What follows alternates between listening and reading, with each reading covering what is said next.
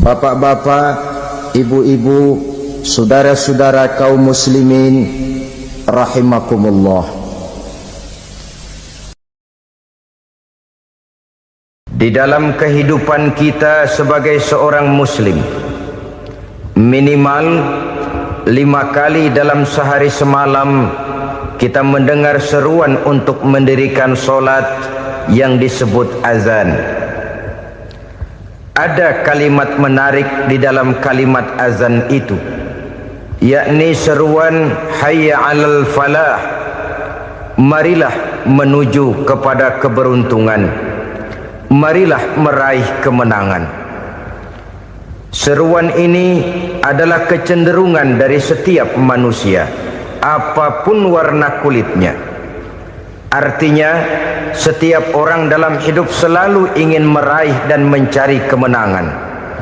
Kemenangan akan melahirkan kepuasan batin, dan kepuasan batin memberikan kebahagiaan. Sedangkan kekalahan melahirkan penderitaan batin, dan penderitaan batin menjerumuskan seseorang di dalam berbagai bentuk kerugian. Jikalau inilah seruan azan, maka masalahnya ialah apa yang menyebabkan kita meraih kemenangan. Al-Quranul Karim memberikan tuntunan dan ajaran kepada kita bahwa orang-orang yang memperoleh kemenangan itu tidak lain adalah orang-orang yang bertakwa. Hanyalah mereka yang bertakwa kepada Allah Subhanahu wa ta'ala pada akhirnya akan tampil sebagai pemenang. Lalu siapa orang yang bertakwa itu? Dijelaskan dalam awal-awal Al-Baqarah, orang yang bertakwa yang akan meraih kemenangan. Pertama, allazina yu'minuna bil ghaib, yaitu orang-orang yang beriman kepada yang gaib, percaya bahwa ada alam yang gaib, alam yang abstrak, alam yang tidak bisa dijangkau oleh salah satu daripada panca indera kita. Mereka percaya dan beriman kepada adanya malaikat, beriman kepada adanya iblis dan jin, beriman kepada adanya alam kubur, beriman kepada adanya alam mahsyar, beriman kepada adanya alam akhirat, beriman kepada adanya surga dan neraka. Beriman bukan cuma sekedar beriman dalam ucapan bibir saja, tetapi beriman yang nilai iman itu mampu mewarnai gerak dan gaya hidupnya. Iman yang meresap sampai ke tulang sumsum, kemudian memberikan dampak positif di dalam kehidupan manusia. Alam, kita tahu, adalah sesuatu yang selain Allah, dan Allah bukanlah alam. Apapun namanya selain daripada Allah, itu adalah alam. Alam pada hakikatnya terbagi menjadi dua. Ada alam syahadah, alam nyata, alam konkret, alam yang bisa dijangkau oleh salah satu indera kita. Kemudian ada alam ghaib, alam yang tidak bisa dijangkau oleh panca indera kita, alam metafisika, alam abstrak, alam yang wajib kita imani keberadaannya. Kita percaya bahwa malaikat itu ada, kita percaya kepada jin, bahwa jin itu ada, kita percaya kepada adanya iblis dan setan. Bukan percaya kepada iblis dan setannya, percaya bahwa iblis dan setan itu ada. Itu termasuk salah satu daripada sifat orang yang bertakwa kepada Allah.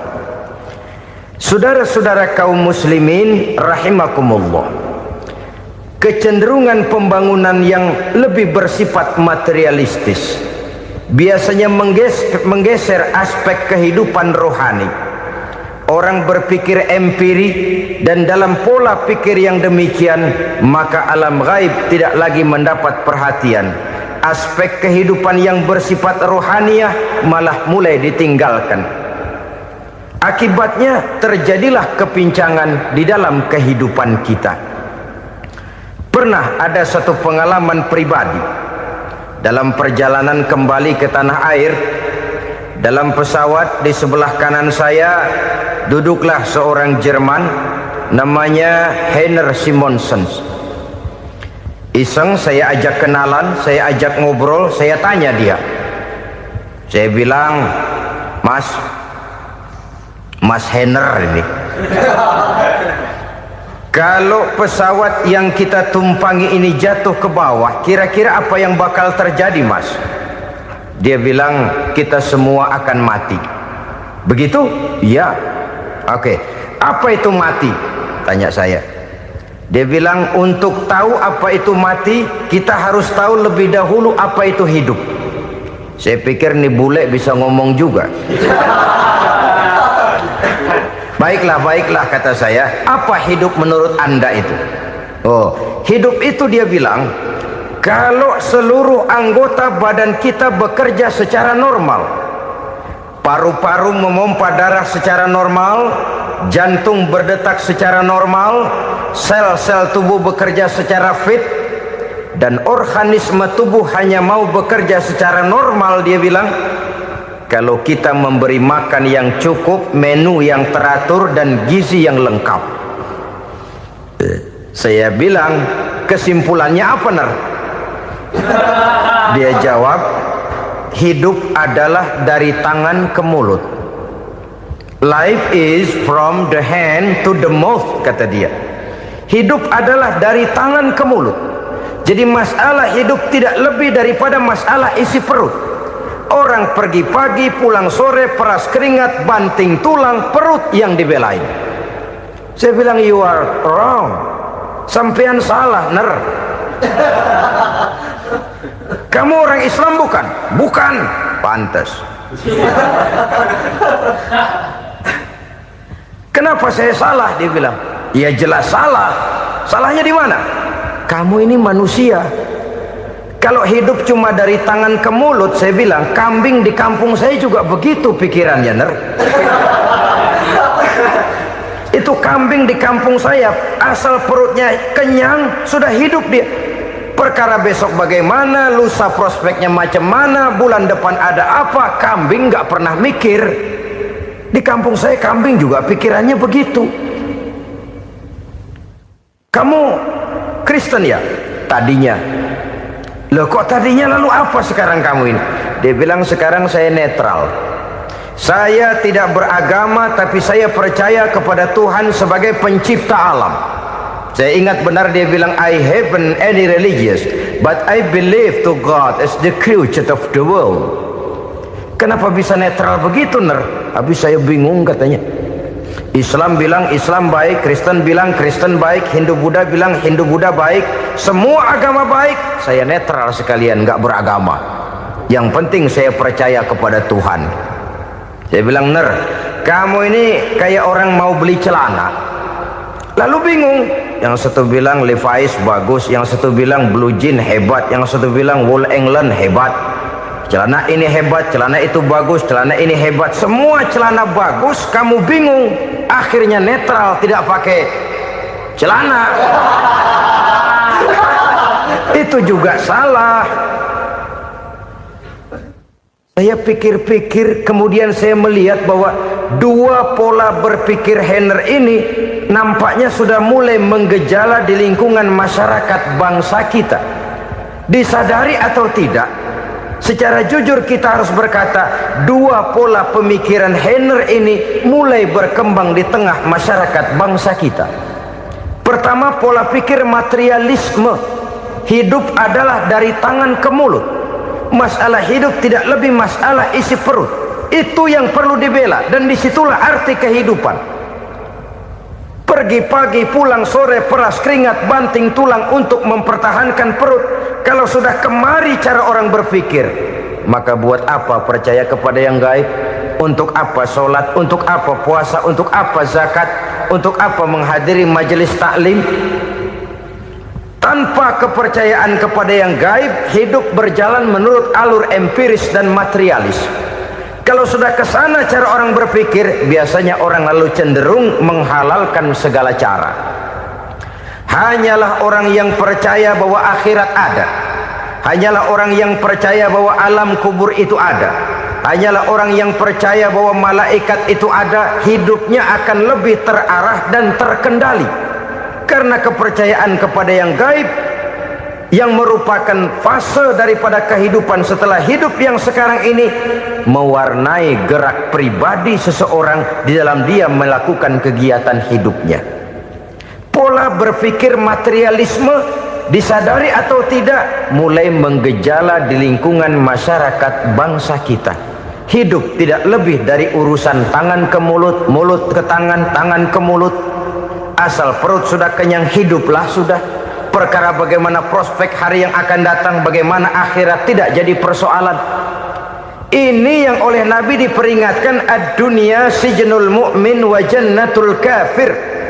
Dunia adalah penjara bagi orang beriman dan surga bagi orang kafir. Dulu di zaman Belanda hadis ini pernah disalah tafsirkan, disalah artikan, digunakan sebagai senjata untuk mengkebiri dan membuat impoten umat Islam. Sudahlah, umat Islam gak usah macam-macam, kata Belanda. Dunia ini kan penjara buat orang Islam, surga buat orang kafir. Di penjara jangan bertingkah.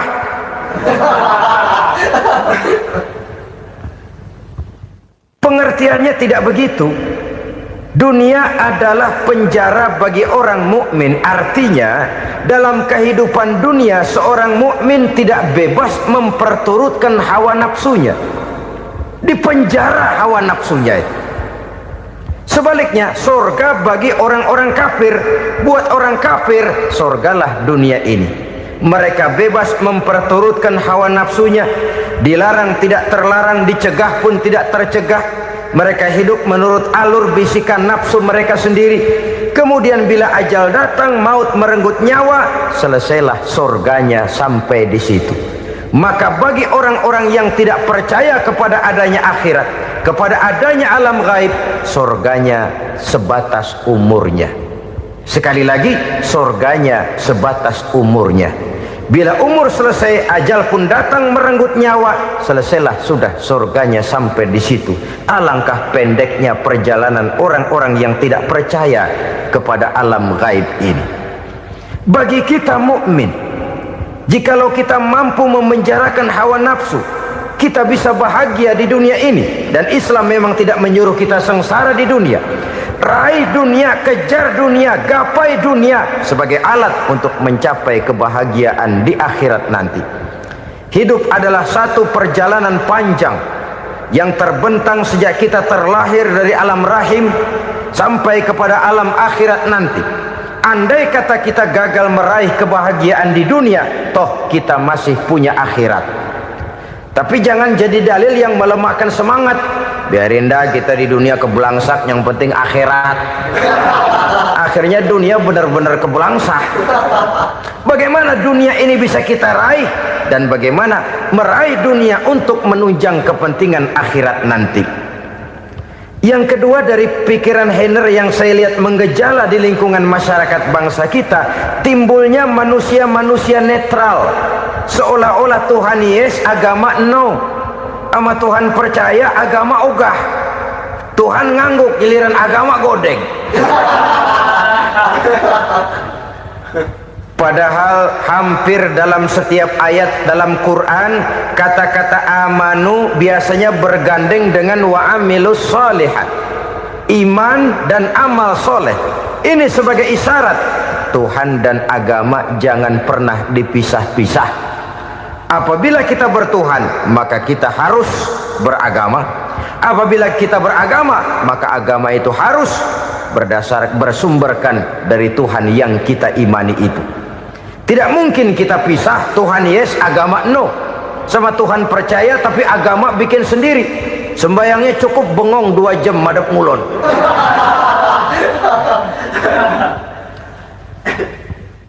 Saudara-saudara kaum muslimin rahimakumullah.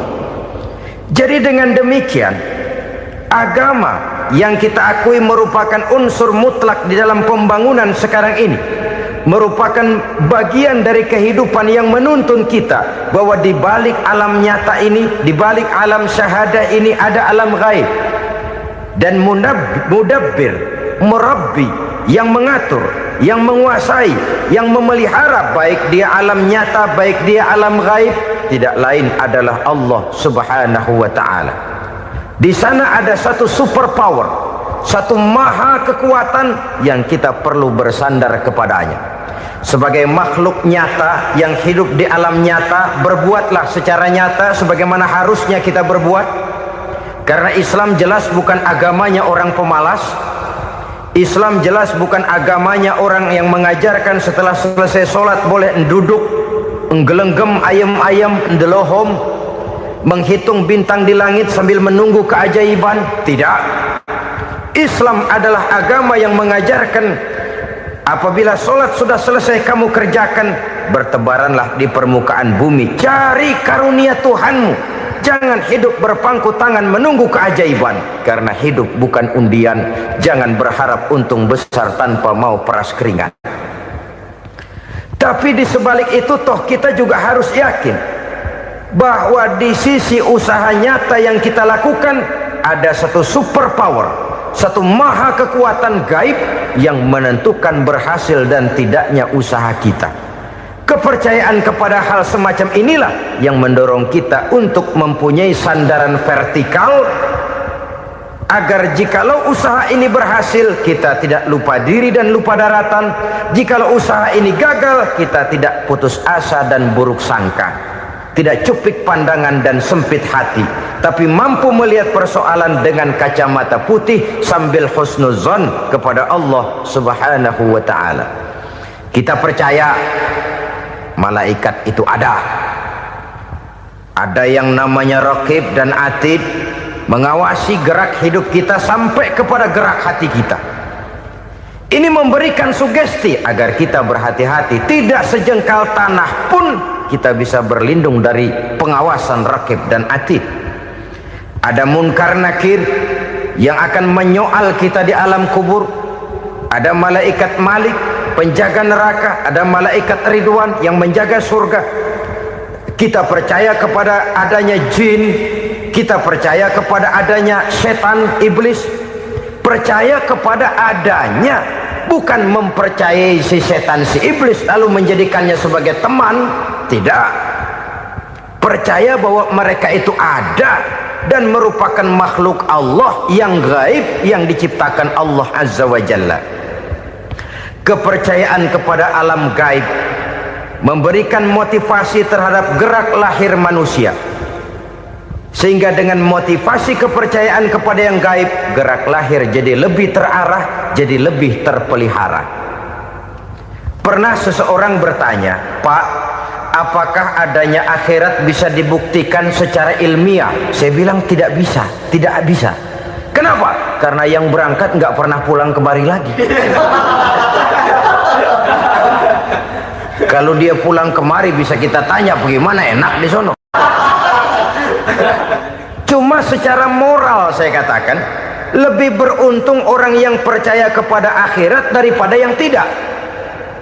Sekarang saudara percaya akhirat ada, lalu saudara baik-baik di dunia, sholat, puasa, zakat, menolong orang lain, menebarkan kebajikan.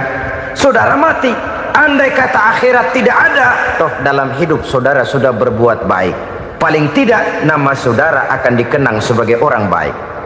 Sebaliknya, saudara percaya, kata saya, bahwa akhirat tidak ada, lalu hidup semau-maunya, tenggelam dalam maksiat dan munkarat, menentang Allah, tidak mau ruku dan sujud. Lalu saudara mati, kemudian akhirat ada, ayo mau apa? Bekal tidak punya. Jadi secara moral lebih beruntung orang yang percaya kepada adanya akhirat daripada yang tidak percaya. Dan itu alam gaib yang tidak bisa dibuktikan secara eksat. Jangankan untuk membuktikan seperti itu, dalam kehidupan sehari-hari saja yang kita rasakan tidak selalu berbentuk toh. Angin, bagaimana sih bentuknya angin? Kita tidak tahu. Merah, buktinya kalau dikerok merah. Yang merah itu kulit, yang kulit kita bukan anginnya.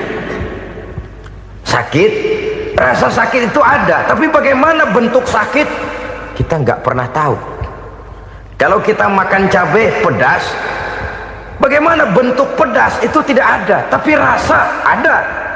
Bentuk pedas hijau, cabenya bukan pedasnya. Tidak semua yang kita rasakan bisa kita gambarkan dalam bentuk yang konkret. Oleh karena itu, sekali lagi bahwa kepercayaan kepada alam yang gaib mampu memberikan satu sugesti yang menata kehidupan seseorang lebih lurus, lebih terarah, dan lebih terkendali.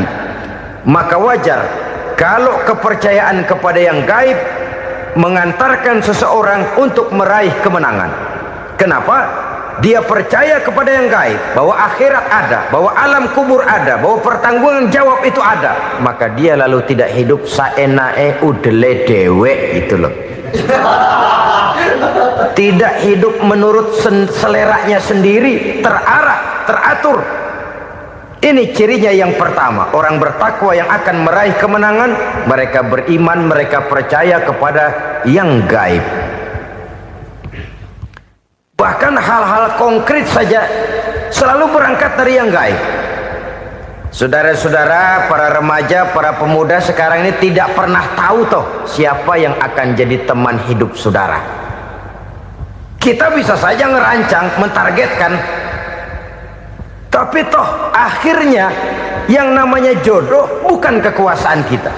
Rezeki di luar kemampuan kita. Begitu juga ajal, maut, jodoh, ajal adalah contoh-contoh konkret bahwa pada akhirnya yang gaiblah yang menentukan. Bertahun-tahun ngelancong, emang jodoh seret nggak jadi.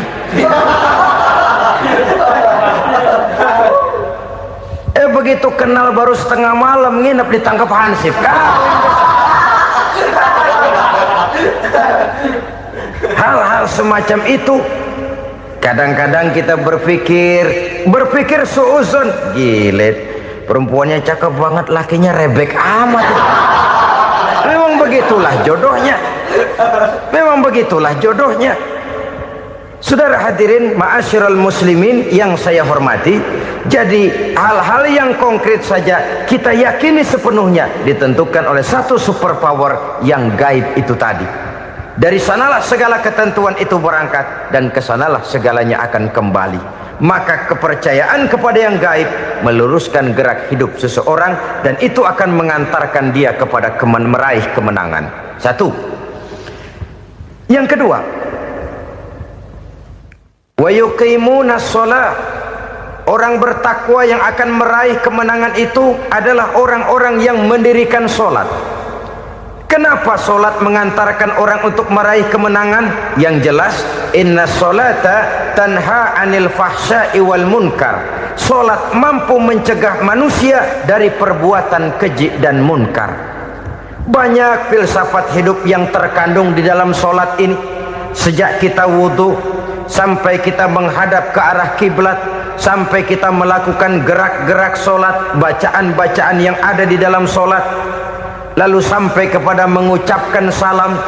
Banyak filsafat hidup yang terkandung di dalam sholat. Umpamanya saja, setelah takbiratul ihram mulai kita dengan sholat dalam posisi berdiri, diajarkan dalam kitab-kitab fikih agar kita melihat ke arah tempat sujud. Ini kan filsafat kehidupan. Kalau kamu sholat dalam posisi berdiri, lihat tempat sujud. Jangan sholat mata jelalatan, sebab nanti bisa mengurangi kekhusyuan. Jadi wajar kalau yang dikatakan bahwa yang paling afdol adalah shaf yang di depan. Kenapa? Secara harfiah pengertiannya akan lebih mengundang kekhusyuan. Kenapa? Kalau kita di shaf paling depan di masjid umpamanya paling banter kita lihat tembok. Tapi kalau kita shaf di tengah atau di belakang, orang-orang di depan kita pun akan kelihatan. Yang bajunya loreng, yang bajunya genggang, yang bajunya macam-macam. Kita lihat, kadang-kadang kita pikirin, ada yang bajunya bolong. Kita sholat tapi dalam hati, nih orang bajunya robek yang nggak tahu apa. Ada saja hal-hal yang mengusik kekhusyuan kita. Oleh sebab itu diajarkan dalam posisi berdiri, lihat, arahkan pandangan matamu kepada tempat sujud. Ini kan filsafat kehidupan. Maksudnya apa? Kalau lagi diri lihat dong tempat sujud. Kalau udah di atas ingat dong sama yang bawah. Kalau sudah tinggi ingat dong dari mana kamu berangkat. Kalau sudah berkuasa bantu dong yang lemah. Kalau sudah kaya santuni dong yang miskin. Kalau sudah alim bimbing dong yang awam. Ini filsafat kehidupan. Dalam posisi berdiri kau lihat tempat sujud. Ini akan melahirkan kepekaan sosial di mana seseorang mau tahu kepada orang lainnya. Bagaimanapun kaya kita, tinggi pangkat dan jabatan kita, jikalau hidup hanya untuk kepentingan perut sendiri saja, rasanya belum membawa manfaat di dalam kehidupan kita. Tapi efek yang tertinggi sesungguhnya, solat mencegah manusia dari perbuatan keji dan munkar. Perbuatan keji dan munkar walaupun kelihatannya mendatangkan uang, membawa keuntungan, tapi itu keuntungan semu, keuntungan sementara. Dengan menipu orang lain kita bisa dapat untung, tapi tidak membawa berkah, dan itu adalah kerugian besar dalam kehidupan kita. Maka untuk meraih kemenangan harus dimulai dengan membentuk kepribadian yang tegar, memiliki sandaran vertikal yang langsung kepada Allah Subhanahu wa ta'ala, dan itu hanya bisa kita tempuh melalui jalur ibadah formal yang sudah ditentukan Allah, yakni solat yang 5 waktu. Untuk memperkuat itu ada solat-solat sunnah, rawatib, nawafil sebagai terminal kontrol cadangan untuk memelihara stabilitas temperatur batin di dalam kita berhubungan dengan zat yang maha gaib, yaitu Allah Subhanahu wa ta'ala. Orang sering bertanya, Pak, itu tetangga saya nggak sholat, duitnya nggak habis-habis, Pak. Nggak sholat tapi mobilnya tambah terus. Nggak sholat tapi usahanya makin maju. Tapi di sisi lain ada orang yang rajin sholat, rezekinya butak bener. Anaknya mana kurus, mana korengan. Saudara hadirin ma'asyiral muslimin rahimakumullah, harus saya katakan bahwa solat memang bukan untuk cari duit. Solat adalah sandaran vertikal kita kepada Allah. Sedangkan soal rezeki itu berkaitan dengan sifat Allah maha pengasih dan maha penyayang. Allah maha pengasih, siapapun dikasih kalau mau usaha. Allah maha penyayang, tidak semua orang disayang oleh Allah Azza wa Jalla. Dan belum tentu banyak harta itu merupakan nikmat. Mungkin juga istidraj. Artinya istidraj itu dikasih tapi diambulin, kalau bahasa Betawinya itu. Dikasih tapi diambulin, itu bukan merupakan nikmat sesungguhnya, lebih merupakan azab dari Allah Subhanahu wa ta'ala.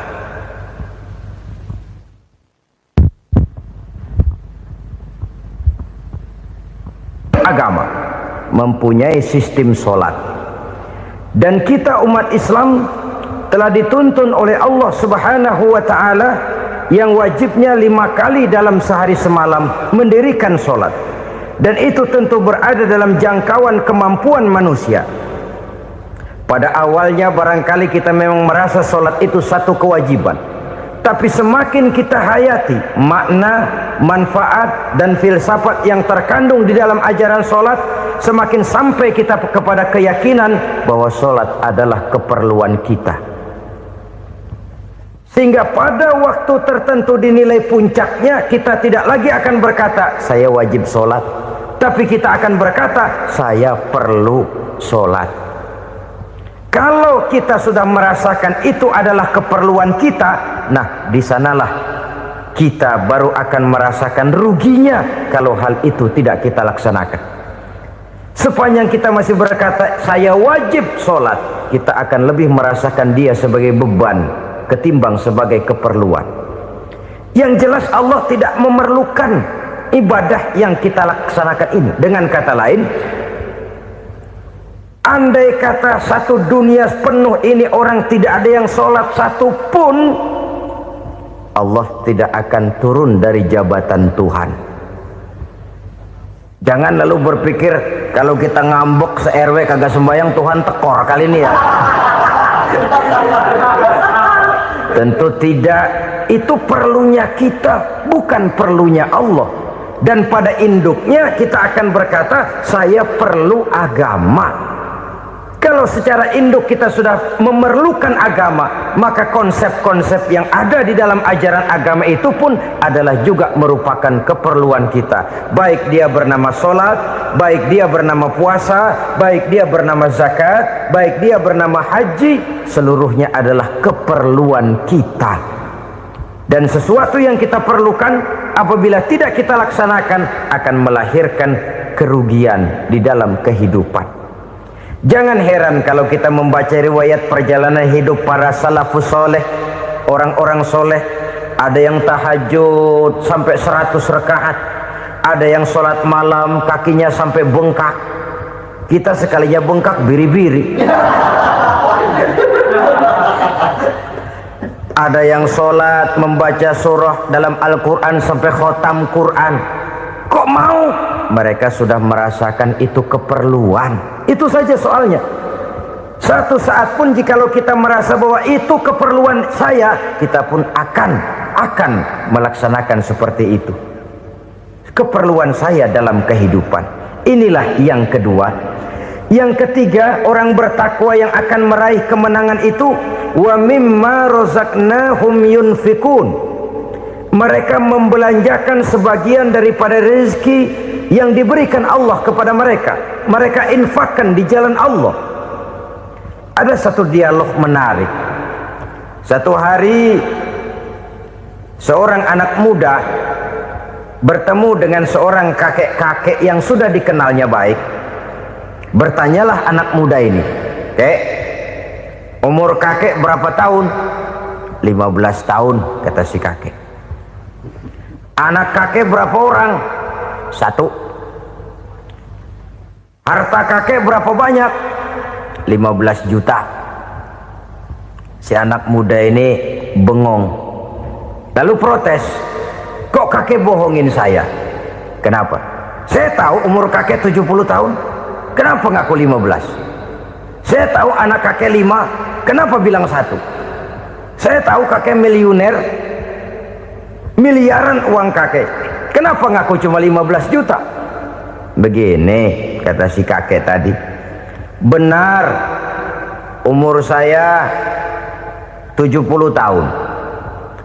Tapi dari umur yang 70 tahun itu baru 15 tahun terakhir ini saya merasakan ibadah kepada Allah. Meninggalkan maksiat, jauh dari segala macam munkarat. Maka yang 15 tahun inilah yang benar-benar saya rasakan sebagai umur saya. Benar anak saya 5, tapi yang 4 susah diatur. Cuman 1 rasanya nih yang bakal jadi si buah hati, belahan jantung, pelanjut cerita penerus sejarah. Cuma 1 ini yang saya harapkan, yang akan jadi anak soleh, yang akan membuat saya menerima pensiunan pahala. Kalau yang 4 apek dah, nggak ada harapan. Yang 1 nyekek botol melulu. Oh begitu, iya. Lalu kenapa kakek bilang harta kakek cuma 15 juta padahal saya tahu kakek uangnya miliaran, depositonya banyak? Ya karena 15 juta itulah yang saya ingat yang pernah saya belanjakan di jalan Allah. Saya merasa itulah harta saya yang sebenarnya. Yang miliaran yang saya simpan di bank kelak, kalau satu saat saya mati, akan jadi rebutan di antara anak-anak saya. Iya kalau anak saya soleh kayak yang 1 ini. Kalau yang 4 tadi udah tulen dia bakal berantem dah berebut tuh. Jadi 15 juta yang saya belanjakan di jalan Allah inilah yang saya merasakan benar-benar harta saya yang sesungguhnya. Dialog ini patut menjadi bahan renungan kita bersama. Diberikan kita umur 40, 50, 60, 70, 80. Berapa tahun dari umur yang diberikan itu yang jalan mulus, yang kita gunakan untuk melaksanakan ibadah? Banyak harta kita simpan di bank, di lemari, di dompet, di tas. Tapi berapa yang sudah kita depositokan di jalan Allah yang akan menemani kita di hari kita kembali nanti? Maka orang bertakwa yang akan meraih kemenangan, wa mimma razaqnahum yunfikun. Mereka membelanjakan sebagian dari rezeki yang diberikan Allah di jalan Allah subhanahu wa ta'ala.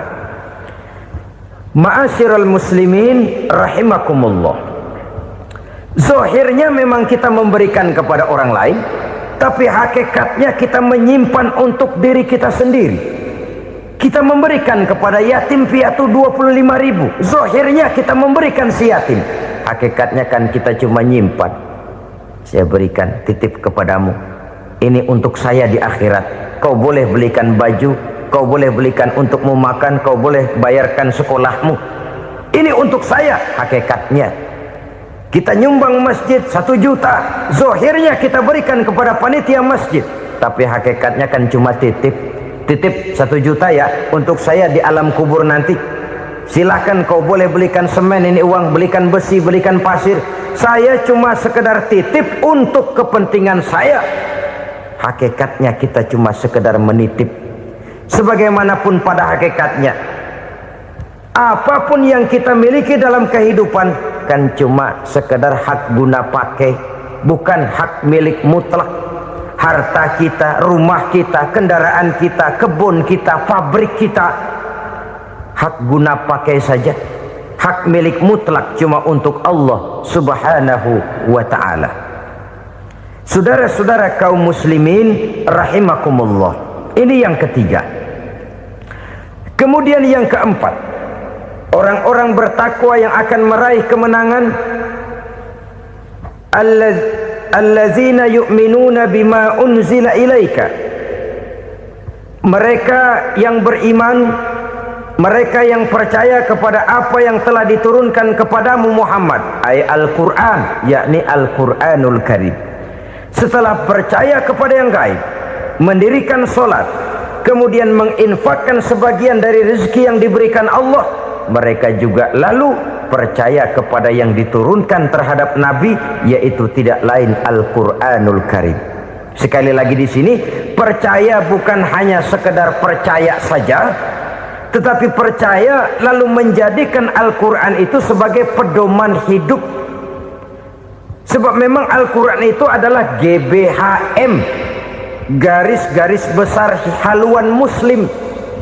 Apa yang harus kita lakukan, apa yang harus tidak kita lakukan, bagaimana mestinya kita bertingkah laku dan berbuat, seluruhnya tercantum di dalam Al-Quranul Karim. Itu sebabnya ketika satu hari Aisyah ditanya bagaimana akhlak Rasul, beliau menjawab, kana Rasulullah sallallahu alaihi wasallam khuluquhul Quran. Akhlak daripada Rasulullah tidak lain adalah Al-Quran. Jawaban simpel ini memberikan gambaran bahwa keseluruhan daripada konsepsi Quran sudah diterjemahkan dalam kehidupan Rasulullah sallallahu alaihi wasallam. Karena kita tahu akhlak adalah keseluruhan dari gerak hidup manusia, sejak ia berpribadi, berumah tangga, bertetangga, bermasyarakat, sampai kepada berbangsa dan bernegara. Al-Quran tetap memberikan sentuhan nilainya. Oleh karenanya, orang-orang yang bertakwa adalah orang-orang yang menjadikan Al-Quran sebagai pedoman dalam kehidupannya. Dan kita yakini Al-Quran diturunkan kepada Nabi Muhammad bukan merupakan produk Nabi Muhammad. Isi dan redaksinya langsung dari Allah subhanahu wa ta'ala.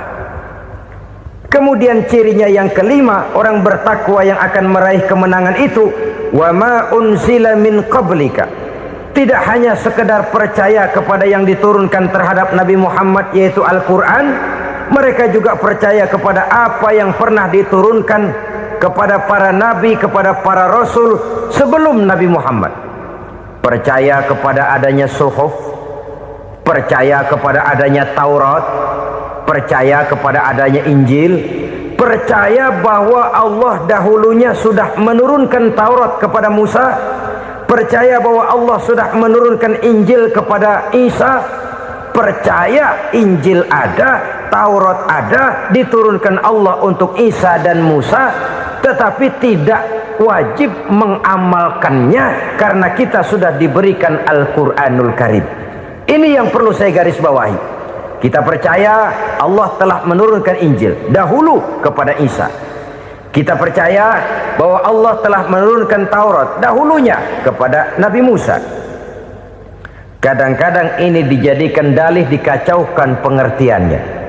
Quran saja mengajarkan bahwa orang yang bertakwa harus percaya kepada Injil, maka pakailah Injil. Apalagi kalau ayat sebelumnya ditilap, dihapus, dihilangkan, Injilnya yang ditekankan, maka akan terjadilah penekanan yang salah arah. Karena salah arah akhirnya bisa merusak dan menghancurkan akidah. Ketika Rasul suatu saat pernah ditanya orang, "Ya Rasul, bagaimana sikap kita sebagai muslim terhadap Injil yang ada sekarang?" Beliau menjawab, "La tukadzibuhu jami'an wa la tusaddiquhu jami'an." Jangan didustakan seluruhnya, jangan juga dibenarkan semuanya. Artinya, ini sudah merupakan gambaran dari Rasul bahwa dalam Injil yang ada sekarang masih ada ajaran-ajaran tauhid yang dibawa oleh Nabi Isa dan diajarkan kepada umatnya. Tapi juga dalam Injil yang sekarang ini sudah terkena intervensi dan investasi manusiawi. Karena itu Rasul menyimpulkan, la tukadzibuhu jami'an wa la tusaddiquhu jami'an. Jangan didustakan semua, jangan dibenarkan seluruhnya. Kita memang percaya Allah telah menurunkan Injil kepada Nabi Isa dulu, tapi kita tidak wajib mengamalkan Injil. Kita percaya Allah telah menurunkan Taurat kepada Nabi Musa, tapi kita tidak wajib mengamalkan kitab ajaran Taurat. Yang wajib kita percayai dan kita amalkan hanyalah Al-Quranul Karim. Kenapa? Oleh karena baik yang ada di dalam Taurat, baik yang ada di dalam Injil, tentu tercakup di dalam Al-Quran sebagai kitab terakhir yang diturunkan oleh Allah Subhanahu wa ta'ala. Dan itu wajar. Kalau seorang pejabat mau mengeluarkan satu keputusan baru, tentu dia harus meninjau keputusan-keputusan lama. Andai kata dianggap tidak berlaku, dianggap tidak relevan lagi, maka keputusan-keputusan lama itu tentu sudah dianggap tidak berlaku. Sebagian daripada aturan-aturan dalam keputusan lama yang masih dianggap relevan tercantum dalam keputusan baru yang wajib diamalkan. Begitulah hubungannya antara Al-Quran, Taurat, Zabur, dan Injil. 4 kitab samawi yang diturunkan Allah masing-masing kepada Zabur untuk Nabi Daud, Taurat untuk Nabi Musa, dan Injil untuk Nabi Isa alaihi wassalatu wassalam. Ketiga-tiga kitab itu kita percayai adanya. Kita yakini Allah telah menurunkan Zabur, Taurat, dan Injil, tapi kita tidak wajib mengamalkannya. Yang wajib kita mengamalkannya sekarang ini tidak lain hanyalah Al-Quranul Karim saja, karena ia mencakup apa yang ada di dalam Zabur, apa yang ada di dalam Taurat, dan apa yang ada di dalam Injil. Keotentikannya bisa dipertanggungjawabkan. Ya, tapi kan Nabi Muhammad sudah mati 14 abad yang lalu, dan di zaman beliau Al-Quran kan belum dikodifikasikan, belum ditulis. Bagaimana keotentikannya bisa dipertanggungjawabkan? Mudah saja. Allah berjanji, "Inna nahnu nazzalna dzikra wa inna lahu lahafizun." Kami yang menurunkan Al-Quran dan kami yang akan menjaga dan memeliharanya. Allah turunkan Quran, Allah menjaganya. Bagaimana cara Allah menjaga Al-Quran itu? Banyaknya orang-orang yang hafaz Al-Quran. Hafaz Al-Quran 30 juz, 114 surah, 6.666 ayat. Sehingga jangankan satu kata, jangankan satu ayat, satu kalimat saja berubah sudah akan timbul reaksi dan mudah dimengerti. Kenapa? Banyak orang-orang yang hafaz Al-Quran. Sedangkan pada setiap akhir tahun biasanya malaikat Jibril selalu mengadakan checking terhadap ayat-ayat yang diturunkan pada waktu itu. Di zaman Nabi sendiri sudah ada usaha kodifikasi. Dan yang lebih luar biasa lagi, sampai hari ini tidak seorang pun mampu membuat satu ayat saja semacam Al-Quran. Ke bahasa manapun dia diterjemahkan, naskah aslinya tetap ikut, rujukan dasarnya tetap ada. Berdasarkan itu, maka tidak mungkin terjadi penyelewengan terhadap atau pemalsuan terhadap ayat-ayat Al-Quranul Karim. Kesuciannya, keotentikannya, kemurniannya bisa dipertanggungjawabkan. Ma'asyiral muslimin rahimakumullah. Oleh karenanya, konsepsi dasar daripada ajaran Islam ini memang tidak lain adalah Al-Quran dan Sunnah. Isi daripada agama Islam yang merupakan iman, Islam dan ihsan, konsepsi dasarnya tidak lain adalah Al-Quran dan Sunnah Rasulullah Sallallahu Alaihi Wasallam. Maka yang kita perlukan sekarang ini adalah terjemahan Al-Quran di dalam kehidupan kita. Dengan demikian, maka gaya kehidupan yang lebih Qurani itulah yang kita dambakan.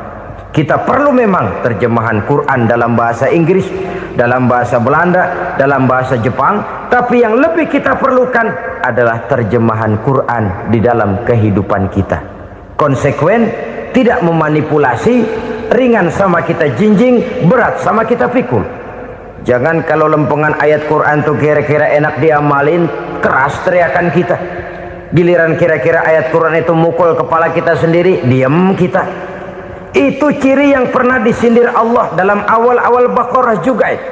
Ciri beragamanya orang yang munafik. Kullama adha'a lahum masyawfi, kata Allah. Wa iza azlama alaihim qamu. Apabila terang mereka jalan, apabila gelap mereka berhenti. Artinya, kalau kira-kira di Islam nguntungin, rame-rame pada teriak Islam. Tapi ketika diminta untuk berjuang, ketika dituntut untuk berkorban, rame-rame mengundurkan diri. Nasib agama tidak ubahnya seperti daun pisang yang dikait orang di tepi jalan lantaran tak berpayung di ketika hari hujan. Manakala hujan usailah sudah, daun itu pun dicampakkan di tepi jalan, diinjak pula orang nan lalu. Artinya, orang menjadikan agama cuma sebagai lipstick, decoration only, tidak konsekuen. Hanya pada saat-saat kelihatannya Islam membawa keuntungan, rame-rame orang teriak-teriak tentang Islam. Tapi jikalau diminta berjuang, jikalau dituntut untuk berkorban, biasanya rame-rame juga mengundurkan diri. Jangan heran kalau mayoritas hitungan kita, tapi minoritas peranan kita. Kuantitas kita dalam jumlah, tapi dalam kualitas kita lebih sering jadi penonton daripada jadi pemain. Padahal itu sangat tidak boleh terjadi. Umat Islam di Indonesia harus bangkit. Umat Islam di Indonesia harus sadar akan keberadaannya. Tidak boleh hanya jadi penonton berpangku tangan, karena memang agama kita juga mengajarkan untuk konsekuen di dalam menjabarkan ajaran-ajaran daripada agama kita. Kita sering menjadi jatuh menjadi umat yang lemah oleh karena kita ini tidak pandai menggalang kebersamaan yang diakibatkan tidak konsekuennya kita. Diistilahkan bahwa umat Islam di dalam menggalang kebersamaannya itu harus seperti orang main sepak bola. Saudara-saudara kan tahu orang main sepak bola itu. Orang main sepak bola, kalau pertandingan belum dimulai sih silakan saja kumpul di luar lapangan, atur strategi yang baik. Tapi kalau pertandingan sudah dimulai, turun ke lapangan hijau, jangan kumpul terus.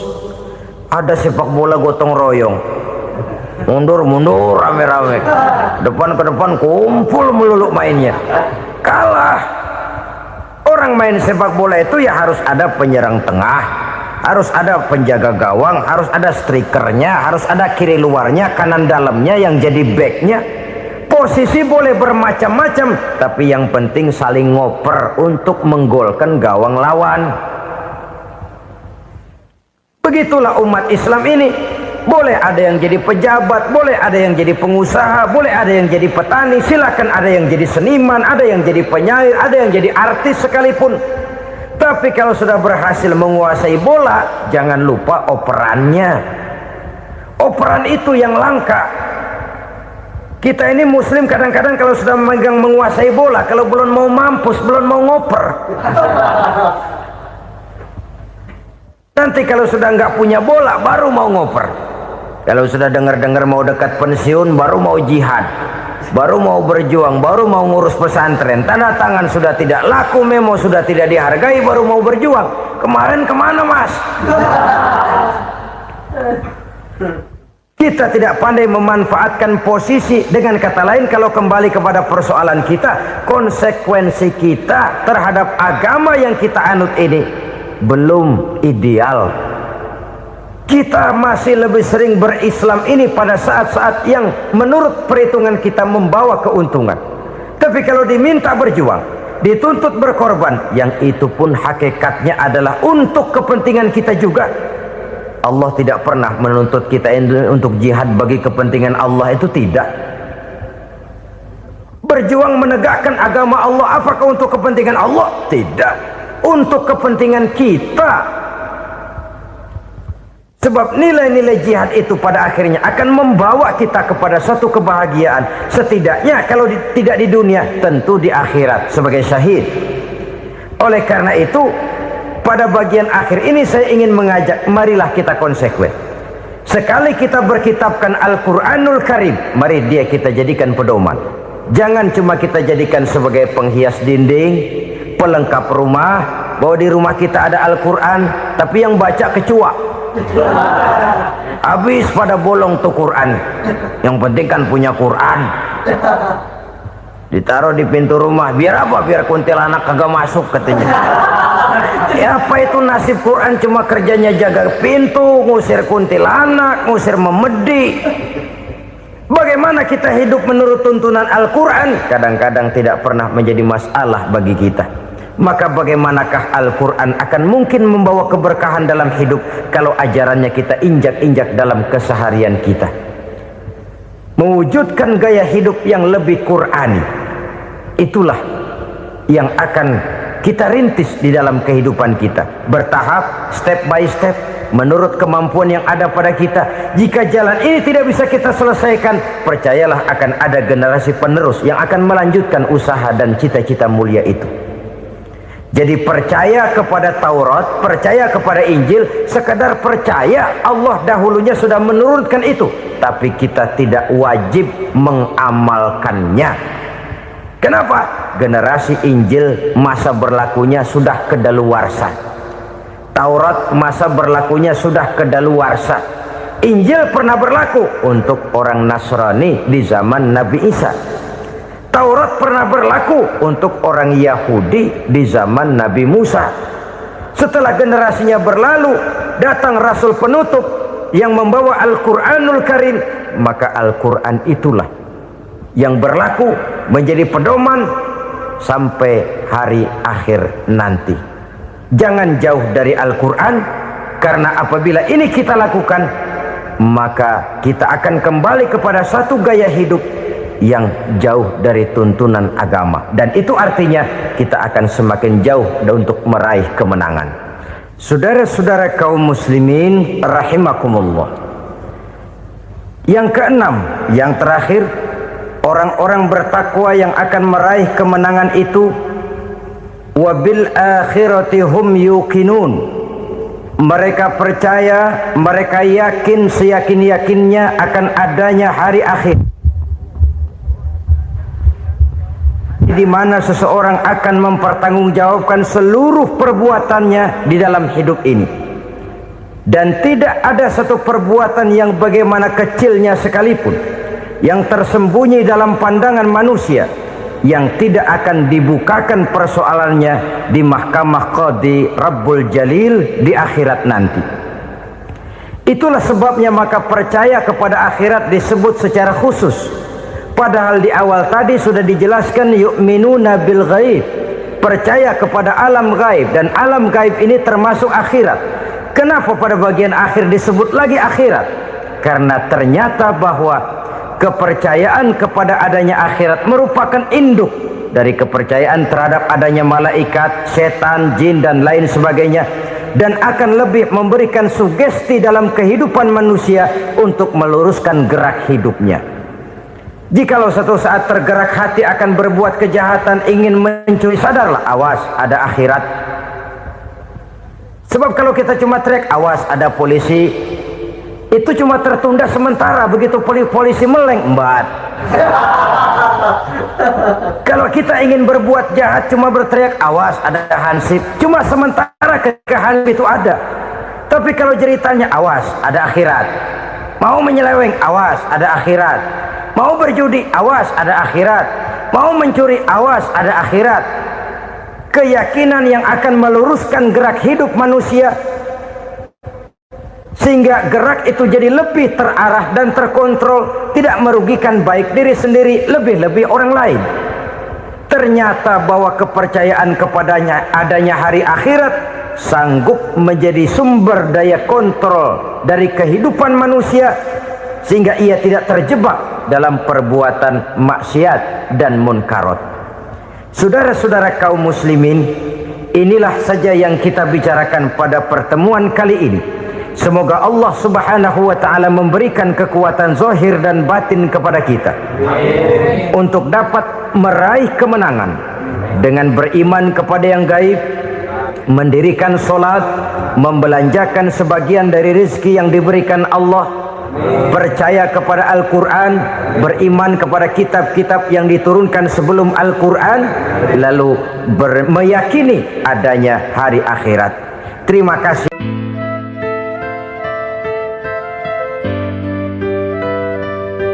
Bapak, ibu-ibu, saudara-saudara kaum muslimin rahimakumullah, kita menyaksikan peristiwa-peristiwa yang memilukan dan memalukan. PHK terjadi di mana-mana, pengangguran meningkat, harga-harga membumbung tinggi, daya beli rakyat semakin lemah. Sementara di bidang politik, kejadian-kejadian memberikan indikasi bahwa persatuan dan kesatuan kita sebagai bangsa dewasa ini tengah berada dalam ujian yang berat. Pada jumpa kita kali ini, tanpa bermaksud untuk mencari kambing hitam dari bencana yang kita hadapi, saya ingin menyampaikan sebuah hadis yang diriwayatkan oleh Imam At-Tabarani dari Ibnu Abbas, bahwa Rasulullah sallallahu alaihi wasallam bersabda, khamsun bi khamsin, ada 5 perkara yang dapat menimbulkan 5 macam bencana. Mari kita renungi hadis ini satu demi satu sebagai bahan introspeksi buat kita semua dalam menghadapi bencana yang tengah berlaku sekarang ini. Yang pertama, ma naqasa qaumul ahda illa sullita alaihim aduwwuhum. Apabila suatu kaum sudah mengingkari janjinya, maka mereka pun akan dikuasai oleh musuh-musuh mereka. Sederhana saja nampak kalimat dalam hadis ini. Apabila orang sudah mengingkari janji, mereka akan dikuasai oleh musuh-musuh mereka sendiri. Dan musuh kita yang paling utama saat ini adalah kemiskinan dan kebodohan. Kenapa itu terjadi? Karena kita mengingkari janji kita sendiri. Di saat awal-awal berdirinya Orde Baru, kita pernah berjanji untuk melaksanakan Pancasila dan Undang-Undang Dasar 45 secara murni dan konsekuen. Kita berjanji bahwa kita akan menegakkan pemerintah yang bersih dan berwibawa. Itu semua pada permulaannya. Waktu demi waktu berjalan, kita lupa dengan janji yang kita ucapkan itu. Ketuhanan yang Maha Esa kita ucapkan, tapi kesetanan yang luar biasa yang kita lakukan. Kemanusiaan yang adil dan beradab yang kita dengungkan, tetapi kemanusiaan zalim dan biadab yang kita praktekkan. Sederhana saja saudara, hampir setiap pejabat pada posisi-posisi kunci, di awal-awal ia memangku jabatan itu, biasanya ia mengucapkan sumpah dengan lafaz demi Allah, bahwa dalam melaksanakan jabatan ini saya tidak akan menerima hadiah atau pemberian dalam bentuk apapun. Itu pada permulaannya. Lama-lama rupanya hadiah itu asik juga, mulai diterima. Lama-lama dirasa kurang, mulai menagih. Dan akhirnya terjadilah praktek yang disebut suap menyuap, semir menyemir, dan lain sebagainya. Kalau ini sudah menjadi kenyataan, bagaimana kita mau menegakkan pemerintah yang bersih dan berwibawa? Undang-Undang Dasar 45 menyatakan bahwa bumi, air, dan seluruh kekayaan negara dikelola oleh negara bagi sebesar-besar kemakmuran rakyat. Yang terjadi adalah bahwa kita merasa mewakili rakyat untuk menikmati harta dan kekayaan negara, sehingga rakyat banyak tidak bisa ikut menikmatinya. Menumpuklah harta itu sehingga terjadilah pepatah, gunung ditimbun, sumur digali. Yang kaya semakin kaya, yang miskin semakin terpuruk. Kita ingkar dengan janji yang kita ucapkan di awal-awal kita bergerak. Kita ingkar dengan janji pada saat kita mengatakannya dengan menyebut nama Allah, dengan mempertaruhkan nama Tuhan. Sehingga pada akhirnya jabatan pun mengalami tender. Sudah menjadi rahasia umum, orang mau jadi lurah mesti mengeluarkan uang, mau jadi camat mesti mengeluarkan uang, mau jadi wali kota, bupati, bahkan gubernur, itu ada pasarannya. Secara logika, kalau orang memperoleh satu jabatan karena banyak mengeluarkan uang, tentu pada saat ia mengeluarkan uang, ia sudah punya pemikiran, modal pasti pulang, modal pasti kembali.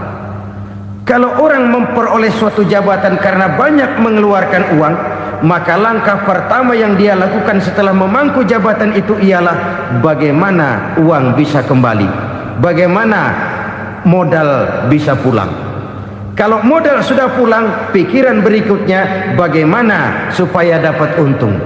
Lalu kapan mau bekerja untuk kepentingan rakyat? Itu nomor 18. Kemudian kalau ada proyek-proyek besar, pertanyaannya ialah bukan apakah proyek ini bermanfaat bagi rakyat, apakah proyek ini layak untuk diteruskan, tetapi yang jadi pertanyaan paling utama ialah bagian saya berapa duit dari proyek ini. Kita bisa lihat proyek, mega proyek lahan 1 juta hektar di Kalimantan Tengah, triliunan rupiah, dan proyek itu gagal. SD Impres bulan ini diresmikan, bulan depan retak. Jembatan-jembatan bulan ini gunting pita, bulan depan runtuh. Kita ingkar dengan janji. Kita berkata kita bekerja untuk kepentingan rakyat, tapi kita tidak pernah mengenal rakyat itu. Apabila suatu kaum sudah mulai mengingkari janji, maka mereka akan dikuasai oleh musuh-musuh mereka. Akibatnya tersusunlah barisan-barisan sakit hati yang makin lama makin menjadi bola salju, menggelinding membesar, dan kemudian terjadilah hal-hal yang tidak kita inginkan lagi. Apabila suatu kaum sudah mengingkari janji, maka mereka akan dikuasai oleh musuh-musuh mereka. Ini penyebab bencana yang pertama. Kita tidak konsekuen. Tadinya kita dengan lantang teriak-teriak berantas korupsi, ganyang korupsi. Pada waktu kita belum mendapat kesempatan. Setelah kita naik punya kesempatan, rupanya korupsi enak juga dirasa. Terjadi pergeseran nilai, orang luntur, kehilangan idealisme awal. Lalu untuk menghibur diri, menutup kesalahan, kita gunakanlah pepatah bahwa tidak ada gading yang tak retak, bahwa kita harus mikul dhuwur mendem jero. Itu semua cuma sebagai dalih agar kesalahan kita tidak dibicarakan orang lain. Padahal kita sendiri yang mengingkari janji. Kita yang keluar dari komitmen awal kita. Kita berjanji melaksanakan Pancasila dan Undang-Undang Dasar 45 dengan murni dan konsekuen. Kita berjanji untuk menegakkan pemerintah yang bersih dan berwibawa. Namun dalam kenyataannya itu tidak kita laksanakan dengan sebagaimana mestinya. Kita bergeser, kita mengalami proses degradasi, peluncuran nilai, dan akhirnya terbentuklah barisan-barisan sakit hati yang semakin lama semakin membesar itu. Kita harus introspeksi. Memang kalau zaman sedang susah, biasanya kambing hitam laris, tukang kompor gentayangan. Itu dari dulu selalu mencari kambing hitam. Karena itu kita tidak bicara orang, kita tidak bicara siapa yang salah, kita bicara sistem, dan sistem itu bisa mengena siapa saja. Kalau orang sudah mulai mengingkari janji, bergeser dari komitmen awal, itu sudah mulai ia mengalami proses peluncuran, proses degradasi. Ini penyebab yang pertama. Kita tidak lagi konsekuen bahwa bumi, air, sumber daya alam adalah milik negara, dikuasai oleh negara, digunakan bagi sebesar-besar kemakmuran rakyat. Ternyata rakyat yang makmur itu tidak merupakan gambaran yang menyeluruh dari rakyat kita. Undang-undang dasar kita menganut ekonomi kekeluargaan, tapi yang kita praktekkan adalah ekonomi keluarga. Kalau bukan keluarga nggak dapat proyek. Kalau bukan keluarga nggak dapat macam-macam. Kekeluargaan kita rubah menjadi keluarga, timbullah penyakit nepotisme. Kita bergeser, kita ingkari janji, dan kita anggap kita atasnamakan rakyat. Rakyat cuma sekedar jadi address, rakyat cuma sekedar jadi alamat, tetapi kehidupan mereka tidak banyak berubah dan tidak banyak terangkat. Kaum muslimin rahimakumullah, ini penyakit yang pertama, penyebab bencana yang pertama. Yang kedua kata Nabi, wa ma hakamu bighairi ma anzalallah. Apabila hukum yang diterapkan sudah tidak lagi bersumber dari hukum Allah, illa fasha fihimul faqru, maka akan bertebaranlah kemiskinan di mana-mana. Ini artinya apa? Apabila hukum tinggal sebuah stempel, apabila hukum sudah diatur menurut kepentingan, apabila hukum sudah tidak lagi ditegakkan secara adil, maka kemiskinan merambah di mana-mana. Hukum diatur menurut selera orang yang sedang berkuasa, maka yang benar bisa jadi salah, yang salah bisa jadi benar. Hukum dalam kenyataan hidup berlaku seperti pisau. Pisau itu kan saudara lihat, yang namanya pisau dimanapun itu tajamnya ke bawah, ke atas tumpul. Kalau hukum itu, kalau untuk rakyat, hukum itu tajam bukan main, cepat sekali dilaksanakan. Tapi giliran menengah ke atas, yang gedean dikit berbuat salah, hukum tumpul. Hukum pura-pura tidak dengar. Akibatnya terluka rasa keadilan rakyat. Satu kasus rakyat diam, dua kasus rakyat diam, tiga kasus rakyat diam, kasus terakumulasi di hati rakyat. Luka rasa keadilan, dan itu menjadi sumber bencana. Penjarahan, kita tidak setuju itu, tapi kita harus melihat kausalnya. Itu kan tidak berdiri sendiri. Itu kan karena terlukanya rasa keadilan rakyat, melihat kesempatan ini tidak merata.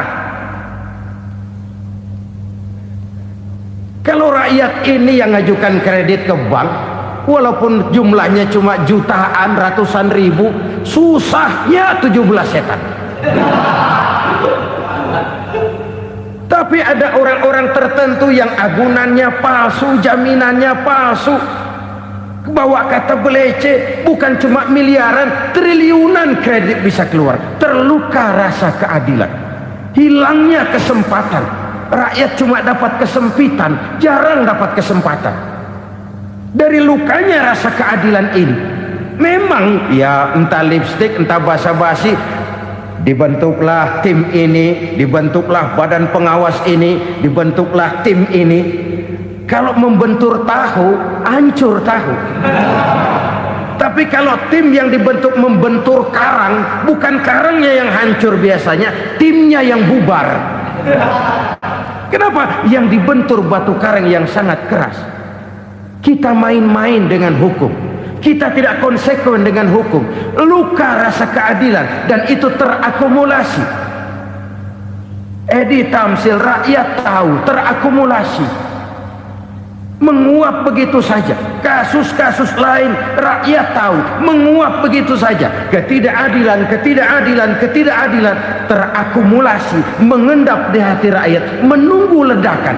Pada saat sumbu meledak, rakyat tidak bisa dibendung lagi. Oke, kita tidak setuju dengan penjarahan, tapi jangan melihat itu sebagai peristiwa yang berdiri sendiri. Kenapa itu terjadi? Kausalnya kenapa? Oke, kita tidak setuju memang, tapi yang dijarah oleh rakyat kan memang cuma untuk perut. Yang dijarahkan beras, yang dijarahkan televisi, yang dijarahkan kulkas yang masih bisa dihitung, yang memang real untuk kebutuhan rakyat. Penjara-penjara berdasi kepala botak yang menguras uang rakyat habis-habisan, enak saja melenggang dalam kehidupan ini. Makin terluka rasa keadilan rakyat. Apabila hukum yang diterapkan sudah menyimpang dari keadilan yang diajarkan Allah, fasyafihimul fakru, bertebaranlah kemiskinan. Aneh, memalukan, memilukan. Sebuah negara agraris yang katanya pulaunya hijau royo-royo, gemari palau jenawi toto tentem kertora harjo, yang tahun 93 pernah mendapat penghargaan dari FAO, Badan Pangan Sedunia, sebagai negara yang berhasil dalam swasembada pangan. Sekarang ini kita terpaksa betul beli beras dari Vietnam, beli beras ke Kamboja, beli kedelai dari Kamboja. Kenapa? Lahan sawah kita habis ditanami pabrik. Teknologi kita, teknologi loncatan yang non-applied, tidak terpakai oleh kita. Lantas lahan yang tidak bisa kita tanami, kita paksakan lahan-lahan gambut menjadi tanah pertanian yang subur dengan biaya triliunan, dan kita gagal. Kita cari jarum dan kapak hilang. Kita mau jadi negara industri dengan loncatan teknologi yang maju, kita lupakan pola pijak kita sebagai negara agraris, dan akhirnya kita kecolongan. Lihatlah dewasa ini. Rakyat kita antri sembako di mana-mana. Di sebuah negara agraris. Ketidakadilan melahirkan kemiskinan. Kemiskinan moral dan kemiskinan material. Kemiskinan moral, rakyat nggak percaya lagi sama pejabat. Rakyat mengalami krisis figur. Orang, alah lu ngomong dah sama ember.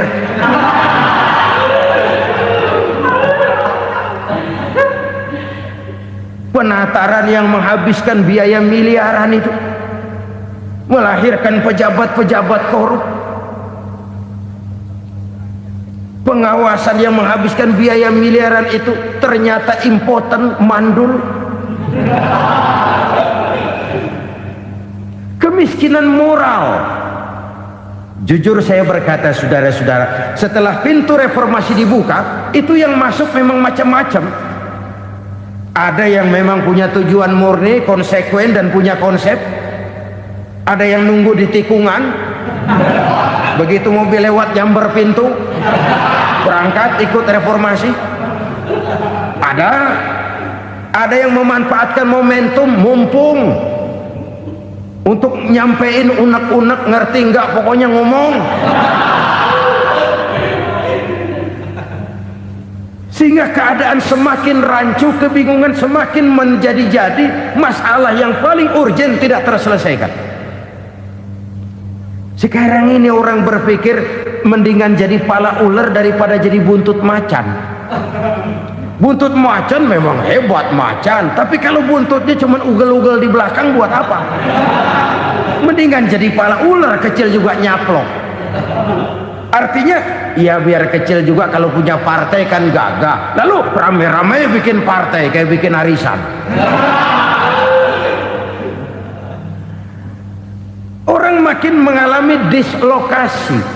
Semua mau jadi pahlawan, semua mau nomor satu, semua ngomong iya kalau bidangnya, kalau bukan makin rancu. Marilah lewat kesempatan ini saya mengajak kita untuk tahu diri. Biarkan politisi ngomong politik, biarkan ekonom menata ekonomi, biarkan praktisi bicara soal hukum, biarkan rakyat munajat, istighfar, mohon pertolongan Allah. Tahu diri kita. Kalau memang ayam, kukuruyuk aja dah.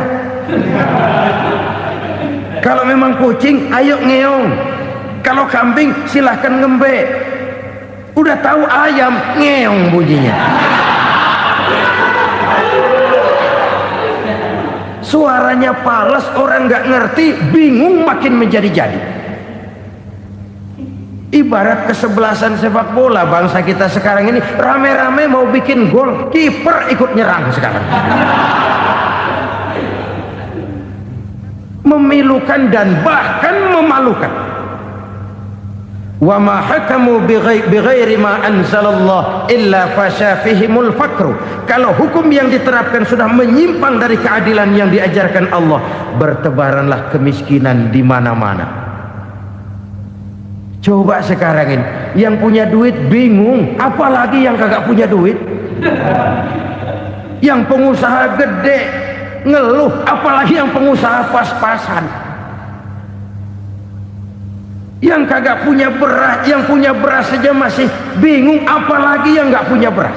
Ini sudah demikian merata. Dulu kita kagum mendengar konglomerat kelas buadah, kelas-kelas yang seakan-akan cuma ada dalam khayalan mereka, punya kekayaan miliaran dolar, triliunan. Sudahlah, seolah-olah nggak terjangkau sama kita. Weh, ternyata yang gede-gede itu juga gede utangnya. Dan rontok satu demi satu. Ternyata rakyat selama ini cuma dialamatkan, cuma dijadikan address. Rakyat yang tidak banyak ngerti persoalan ini harus menanggung hidup ini begini berat, harus menanggung beban hidup ini begini tinggi. Daya beli semakin lemah, semakin terpuruk dan terpuruk, sedang keadaan belum juga banyak berubah. Yang hutang sama luar negeri itu kan bukan rakyat kecil, Ciano. Yang banyak nyimpen dolar juga kan Ciano. Rakyat kecil bocah kampung mah jangankan nyimpen dolar, ngelihat juga tumben. Kemana kita mesti bercermin? Sekali lagi saya mengatakan maaf, kita tidak bermaksud mencari kambing hitam. Karena itu kita tidak bicara orang, kita bicara sistem, kita bicara keadaan. Beginilah yang dikatakan Nabi, penyebab timbulnya bencana, hukum yang ditegakkan tidak lagi berorientasi kepada keadilan, tapi berorientasi kepada kepentingan. Akhirnya bentuk hukum seperti pisau, tajam ke bawah, tumpul ke atas. Hukum cuma buat rakyat kecil, tetapi kelompok menengah ke atas kadang-kadang kebal dari perlakuan hukum. Maka bertebaranlah kemiskinan. Iya, kemiskinan moral berupa lukanya rasa keadilan. Kalau rasa keadilan terluka, orang kan nunggu kesempatan, saudara. Iya, dia nggak bisa ngomong, iya dia nggak sanggup action, iya dia nggak bisa tunjuk rasa, tapi hatinya kan kapan ada kesempatan, kapan ada waktu, tunggu. Hatinya mesti begitu. Sehingga begitu ada kesempatan, terjadilah hal-hal yang tidak terhindarkan. Dan itu ekses, bukan reformasi. Jangan seperti sebuah dialog saya dengan seorang abang beca. Saya bertanya, bang, ya, abang tahu nggak reformasi? Tahu. Ustadz, apa? Pembakaran. Terus penjara lalu perkosaan. Itu reformasi, itu yang saya lihat. Nah, itu yang dia lihat. Saya tentu tidak menyalahkan abang beca kita, karena memang itu yang dia lihat dan sejauh itu wawasannya. Tapi ini indikasi bahwa banyak rakyat kita yang belum bisa menggunakan kebebasan secara bertanggung jawab. Padahal kebebasan tanpa tanggung jawab tirani. Sebuah contoh gampang-gampangan. Saya beli radio, saya setel di kamar saya, lalu saya bilang, ini radio gue. Yang beli gue, pakai duit gue setel di kamar gue, sekeras-kerasnya, gak ada urusan sama orang lain. Itu kata saya. Tetapi tetangga saya sebelah rumah kan boleh juga ngomong begitu. Kata tetangga saya, ini mata gue, yang ngantuk gue tidur di kamar gue, kenapa suara radio lu nyampe kemari? Artinya apa ini? Kebebasan saya nyetel radio dibatasi oleh kebebasan tetangga saya yang mau tidur. Tidak ada kebebasan mutlak. Kebebasan mutlak tanpa tanggung jawab kembali akan melahirkan tirani, kembali akan melahirkan pemaksaan kehendak. Dan itu lagi-lagi bukan demokrasi. Saudara-saudara kaum muslimin rahimakumullah, ini penyakit yang kedua, lukanya rasa keadilan, terutama di kalangan rakyat kecil. Itu mengendap menjadi akumulasi dan menunggu giliran kapan bisa dimuntahkan.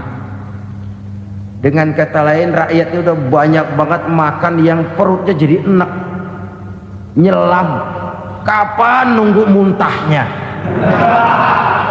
Udah begini banyak akumulasi yang mereka pendam di perut ini, sehingga ketika terjadi kesempatan itu sudah tidak terkendalikan lagi. Kita out of control. Saya tidak mentolerir sikap-sikap kekerasan. Bahkan saya lebih cenderung bahwa kalau di rumah kita banyak tikusnya saja racuni, jangan rumah dibakar.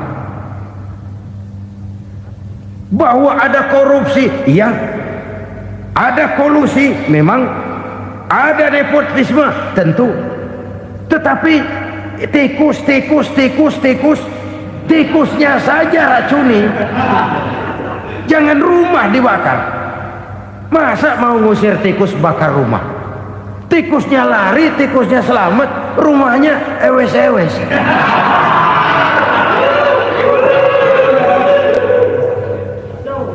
Tikus selamat, rumah nggak punya. Masalah nggak terselesaikan dengan sebagaimana yang kita harapkan. Kita sepakat ini negara hukum, dan di hadapan hukum semua manusia itu sama. Itu prinsip yang diajarkan Allah. Al-musawat bainan nas fi takalifil ahkam. Semua manusia sama dalam berhadapan dengan hukum Allah Subhanahu wa ta'ala. Kalau hukum sudah pandang bulu, itu jelas yang enak yang banyak bulunya. Siapa yang banyak bulunya? Monyet. Kalau hukum pandang bulu, monyet keenakan. Saudara-saudara kaum muslimin rahimakumullah, introspeksi. Mari kita bercermin bagaimana perjalanan hukum selama ini. Kalau introspeksi ini kita temukan, lalu ada upaya untuk memperbaiki diri. Jangan menggunakan tak ada gading yang tak retak, mikul duwur mendem jero untuk menutup-nutupi kesalahan orang. Padahal kesalahan itu sedemikian besar. Padahal rakyat kita tiap hari antri sembako. Ada yang sehari sekali makan, ada yang makan sudah bercampur tiwul, ada yang nasi sudah dicampur pisang, balik jadi orok lagi. Macam-macam upaya rakyat untuk menangsal perut ini. Lalu rakyat ditenang-tenangkan, lebih baik puasa Senin Kemis sambil menghadapi krisis ekonomi. Kenapa rakyat yang disuruh puasa? Kenapa bukan pejabatnya yang puasa lebih dulu untuk kemakmuran rakyat? Kalau rakyat yang memang perutnya udah gepeng disuruh puasa, makin krempeng perutnya. Artinya pejabat harus punya sense of politics. Ya, tidak, puasa itu kan tidak cuma Senin Kemis saja puasa itu. Puasa perasaan, puasa menghargai perasaan yang sedang kondisi yang sedang dihadapi oleh rakyat. Bagaimana rakyat yang tengah antri sembako melihat pejabatnya lewat dengan mobil yang harganya sampai 1 miliar. Oh, inilah pemimpin saya. Luka lagi rasa keadilannya. Kita tidak tenggang rasa. Puasa dalam artian itu pun akan menolong menegakkan semangat kebersamaan, membentuk semangat kebersamaan. Saudara-saudara kaum muslimin rahimakumullah, penyebab bencana yang ketiga dikatakan oleh baginda Nabi, wala dhaharat fihimul fahishatu illa fasha fihimul maut. Apabila kekejian telah merajalela, maka maut bertebaran di mana-mana. Kita renungi butir kalimat dalam hadis ini. Apabila kekejian telah merajalela, maut bertebaran di mana-mana. Begitu murah arti sebuah kehidupan. Penjarahan untuk hal-hal yang kecil tapi sampai mengorbankan nyawa. Apabila kekejian sudah terjadi di mana-mana, maut pun bertebaran. Maut dalam arti berpisah ruh dengan jasad, tapi juga maut dalam arti orang bisa mati karirnya, orang bisa mati usahanya, orang bisa mati kesempatannya karena perbuatan-perbuatan keji yang selama ini tidak terbendung. Lahirlah teori mafia. Siapa yang kuat dia yang berkuasa, siapa yang lemah dia menjadi mangsa. Proyek-proyek besar yang menang tender itu ya dari itu ke itu saja. Yang pengusaha-pengusaha tidak punya koleksi, koneksi, tidak bisa bayar komisi, dapat proyek tetelan. Ada dagingnya, dikit namanya juga tetelan. Dagingnya sudah habis disantap oleh meja. Sekian puluh meja dilalui, sekian puluh amplop dikeluarkan. Sehingga yang akhirnya ya tinggal tetelan itu tadi. Maka kualitas pekerjaan pun sudah bukan lagi jadi masalah. Demikianlah mafia-mafia ini bermunculan di mana-mana. Di pengadilan terkenallah mafia pengadilan. Hukum bisa dibeli, hukum bisa dipesan menurut kebutuhan sponsor. Mafia peradilan, mafia politik, mafia ekonomi, bahkan mafia agama yang menggunakan agama sebagai kedok, menggunakan agama sebagai dalih, menggunakan agama sebagai topeng untuk melancarkan maksud-maksud politiknya pun tidak tertutup kemungkinan. Apabila kekejian telah merajalela, maut bertebaran di mana-mana. Korupsi, kolusi, nepotisme itu bagian dari kekejian. Kita selama ini kalau mendengar maksiat, itu yang terbayang cuma judi, mabuk, zina. Ya itu maksiat. Tapi korupsi, kolusi, nepotisme itu juga maksiat dalam bentuk lain. Kalau ini sudah bertebaran, maka maut terjadi di mana-mana. Jangan bayangkan cuma mati orangnya, itu sih kewajiban. Yang menyakitkan itu orangnya masih hidup tapi dibikin mati, karirnya mati. Kenapa? Karena yang diperlukan bukan cuma orang pinter tapi orang taat. Biar pinter, kalau nggak taat minggir. Biar bodoh, kalau taat bisa nyenangin atasan, bisa nyemur. Kumaha juragan wae aya nama. Itu yang kadang-kadang dapat penghargaan. Tidak ada prestasi kerja kecuali bikin senang orang di atas. Kita lihat di desa-desa jalan rusak. Kalau ada berita pejabat anak mau turun, jalan rata sekali. Sampai tanah dari mana aja dikeruk buat ngeratain tuh jalan. Pejabat pulang legok lagi jalanan. Katanya kita kerja buat rakyat, nyatanya kita cuma melayani atasan. Kenapa? Terjadi lingkaran setan. Seperti kata lagu Dul Sumbang itu.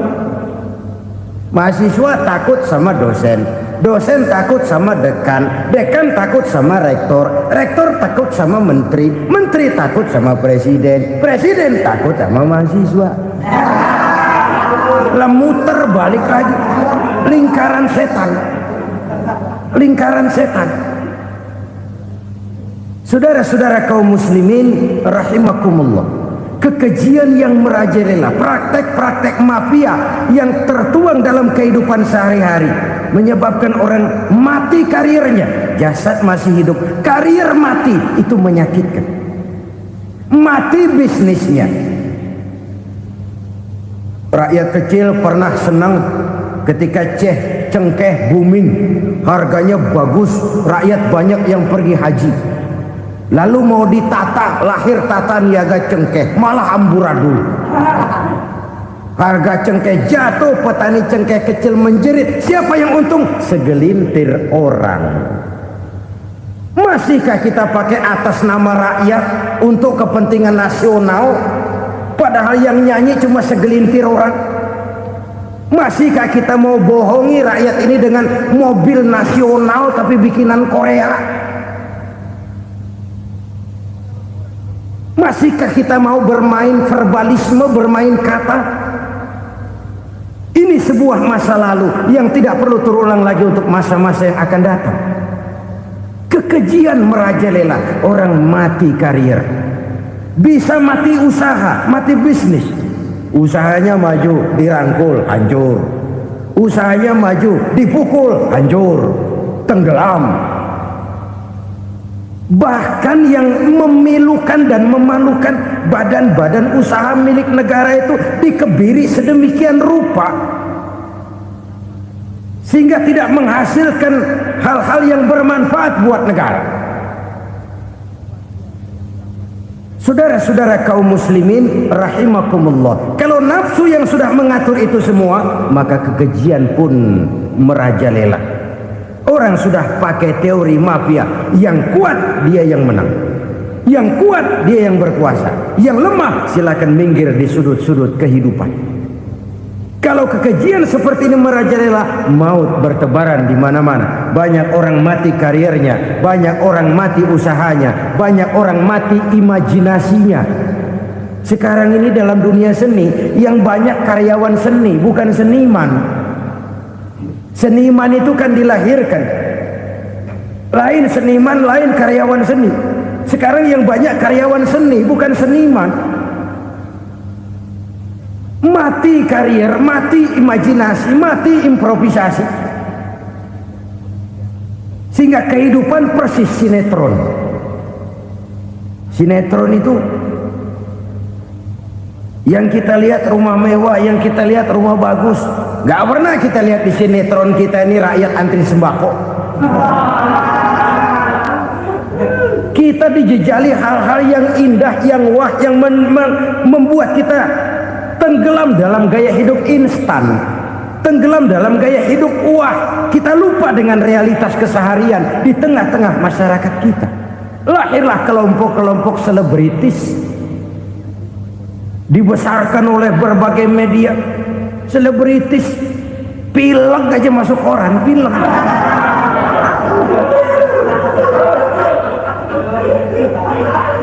Rakyat yang pingsan antri beras nggak masuk koran. Rakyat yang semaput antri minyak nggak masuk koran. Selebritis panok masuk koran.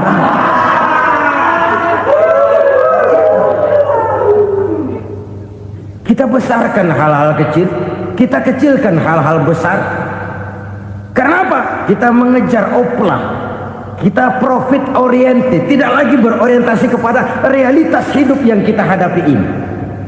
Kalau kekejian sudah merajalela, kata Nabi, maka maut bertebaran di mana-mana. Maut dalam artian maut, coba lihat sekarang begitu murah nyawa. Karena 1000 perak orang mau nusuk bunuh. Karena beras seliter orang khilaf, begitu murah kehidupan. Tapi kekejian dalam bentuk korupsi, kolusi, nepotisme, kekejian dalam bentuk itu mematikan karier, mematikan bisnis, mematikan imajinasi, mematikan kreativitas. Itu juga maut dalam bentuk lain akibat kekejaman lain. Ini penyebab yang ketiga. Yang keempat, penyebab bencana menurut baginda Rasul, wala tuffiful mikyala illa muni'un nabat. Apabila timbangan sudah dicurangi, maka tercegahlah tumbuh-tumbuhan. Apabila timbangan sudah mulai curang, maka terjadilah musim paceklik. Apabila bisnis sudah bergaya mafia tadi itu, kecurangan-kecurangan terjadi, tender di balik pintu, yang dimenangkan cuma kelompok-kelompok yang bisa memberikan presentasi yang besar, muni'un nabat, terjadilah paceklik. Paceklik, panen gagal, wereng ya wereng, kemarau panjang it's okay, air sulit iya, tetapi kan semua itu ada yang ngatur. Kemarau ada yang ngatur, belalang itu ada yang ngatur, air itu juga ada yang ngatur. Yang ngatur itu yang serba maha. Kalau ia murka melihat kecurangan timbangan, Allah itu kalau murka kan gampang saja, tinggal komandoin balang, lang hancurin tuh sawah. Konvoy belalang, konvoy. Allah tinggal ngutik. Angin El Nino, mampir lo ke Indonesia, hujan gak turun-turun, kemarau panjang. Jadi kalau musim kemarau kan namanya anginnya El Nino. Kalau musim hujan anginnya namanya La Nina. Cakep namanya, kejem orangnya. Saudara lihat Cina sekarang sedang kena La Nina, banjir besar, ribuan orang meninggal. Dia mah ribuan mati kagak berasa, rakyatnya miliaran. Bangladesh lagi ngalami La Nina, India lagi ngalami La Nina. Angin, hujan, kemarau, belalang itu kan ada yang ngendaliin. Kuncinya bukan di belalangnya, kuncinya bukan di peredaran matahari berputar, kuncinya di atas yang mengatur semua itu. Kalau timbangan sudah mulai curang, pengusaha sudah nggak mau jujur, apa nggak bikin perut jadi mual. Begitu rakyat antri sembako pingsan nggak dapat beras, sementara beras ditumpuk-tumpuk sampai membusuk. Kemana hati nuraninya? Kemana akal pikirannya? Kemana mereka yang berbuat atas nama rakyat tapi melihat rakyat susah tidak tergerak hatinya? Apabila timbangan sudah mulai dicurangi, bisnis sudah mulai melenceng, maka terjadilah paceklik. Sebuah negara yang berhasil dalam swasembada pangan, lalu sekarang menjadi negara yang rakyatnya antri untuk memperoleh kebutuhan pangan. Saudara-saudara kaum muslimin rahimakumullah, ini intinya adalah kecurangan. Kalau kecurangan sudah terjadi di mana-mana, dan ini milik siapa saja, bukan soal tempat, bukan soal jabatan, soal manusianya, SDM-nya. Kecurangan tidak cuma terjadi di kantor, di masjid bisa terjadi kecurangan. Korupsi tidak hanya bisa terjadi di kantor, di madrasah bisa ada korupsi. Faktor manusianya, ini soal SDM. Kecurangan yang besar tentu besar lagi kerugiannya. Kecurangan yang kecil, kecurangan sehari-hari, pedagang-pedagang kecil ngurangi timbangan, barang yang buruk dikatakan baik, yang baik dikatakan buruk, itu merugikan perorangan. Kecurangan yang besar merugikan bangsa dalam bentuk total, dalam bentuk seutuhnya. Nah, kecurangan-kecurangan seperti ini rakyat kan lihat, rakyat kan tahu, dan itu kembali terakumulasi di sini, pegel. Dan jangan lupa, rakyat yang nggak ngomong itu, rakyat yang nggak bersuara itu, batinnya menjerit, jeritannya menggoncang aras, dan itu didengar Allah. Yadullah fauqal jamaah, kata Nabi. Tangan Tuhan di atas orang banyak. Jeritan hati rakyat menggoncang aras. Rakyat yang terlalu banyak dizolim, rakyat yang terlalu banyak dirugikan, ya rakyat yang terlalu banyak di atas namakan, menjerit batinnya, menggoncang aras, dan Allah bisa menggerakkan apa saja untuk membuat satu situasi. Allah bisa menggerakkan apa saja untuk membuat satu situasi. Saudara-saudara kaum muslimin rahimakumullah, ini faktor yang ketiga, timbulnya kecurangan. Faktor yang keempat maksud saya. Yang kelima, penyebab timbulnya bencana menurut baginda Nabi, wala muni'uz zakat wala muni'uz zakat illa hubbisa anhumul qatru. Apabila zakat enggan dibayar, maka tercegahlah qatrun. Qatrun ini kalau bahasa kita sembako. Maka tercegahlah kebutuhan-kebutuhan yang kita perlukan. Ini, kita tidak meragukan bahwa yang kita tuju adalah masyarakat yang adil dalam kemakmuran dan makmur dalam keadilan. Nah, antara kemakmuran dan keadilan ini memang sering tidak bisa berjalan seiring. Pada saat kemakmuran kita kejar, ekonomi kita pacu, ada nilai-nilai keadilan yang tertinggal. Pada saat nilai keadilan kita tegakkan benar-benar, ada unsur-unsur kemakmuran yang terabaikan.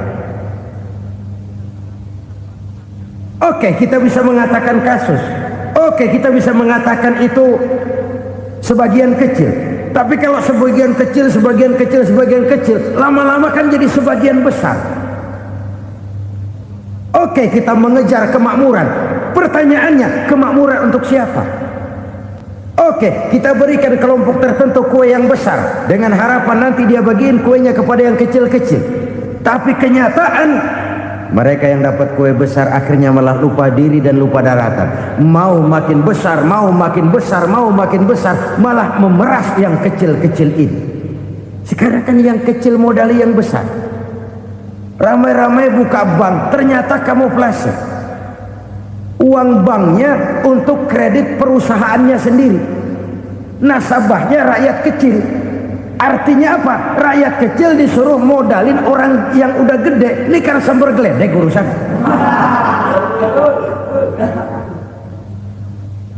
Ini kan permainan apa lagi? Rakyat kecil suruh modali yang gede. Nasabahnya rakyat kecil, kumpulkan uangnya di bank, kucurkan kredit kepada perusahaannya sendiri. Bukankah itu rakyat kecil suruh modali yang gede? Sudah begitu kejamkah kita untuk meraih keuntungan dengan mengorbankan orang kecil ini? Sudah tidak bicara lagi kah nurani kita melihat penderitaan orang yang semakin susah ini? Kalau zakat enggan dibayar, padahal zakat 2,5% saja, 2,5% saja.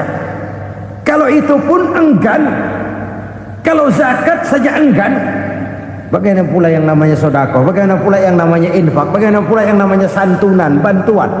Kadang-kadang lipstick nyumbang si nyumbang, cuman nyolongnya lebih gede. Ini namanya sumbangan lipstick. Buat lipstick itu kan buat ngumpetin bibir pucat. Itu fungsi utama lipstick. Buat ngumpetin korupsinya, nyumbang kegiatan-kegiatan sosial, tapi yang dia korup lebih gede dari yang dia sumbangin. Lipstick kamuflase, nepu kata anak sekarang.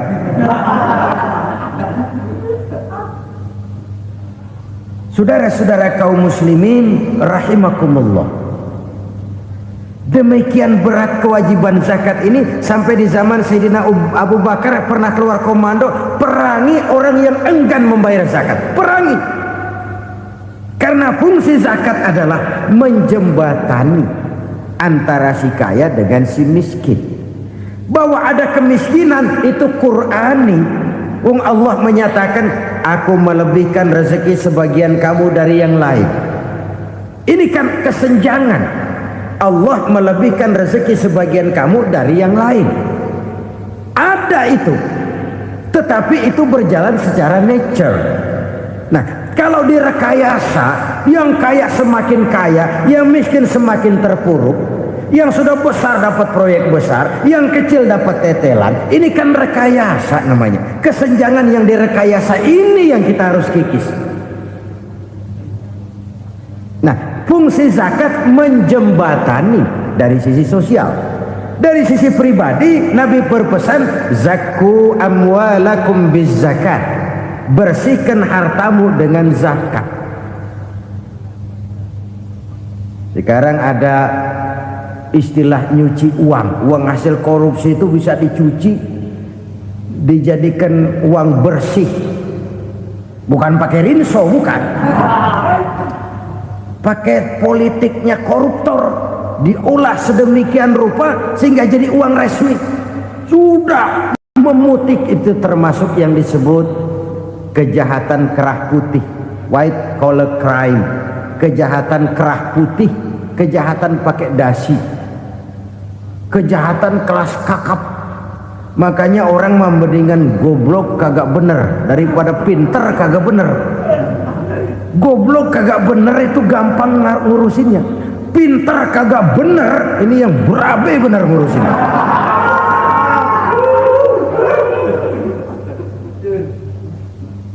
Kita bukan cuma perlu orang pinter kok di zaman sekarang. Kita perlu orang-orang bener yang punya komitmen, yang sesuai kata dan perbuatan, yang bisa merasakan apa yang dirasakan oleh rakyat, yang punya sense of politik yang tinggi, yang peka, yang penuh keterbukaan, yang punya wawasan dan pandangan jauh ke depan.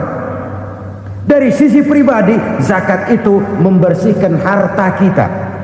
Ya, dia tercampur dengan yang subuhat, dia bahkan mungkin tercampur dengan sedikit-sedikit yang haram. Itu zakku amwalakum biz zakat. Bersihkan hartamu dengan zakat itu. Pada sisi sosial ia menjembatani, pada sisi pribadi ia membersihkan harta kita. Karena itu kalau kita minta berdoa minta rezeki, syarat rezeki itu halalan thayyiban wasi'an. Nggak pernah kurang dari 3 itu.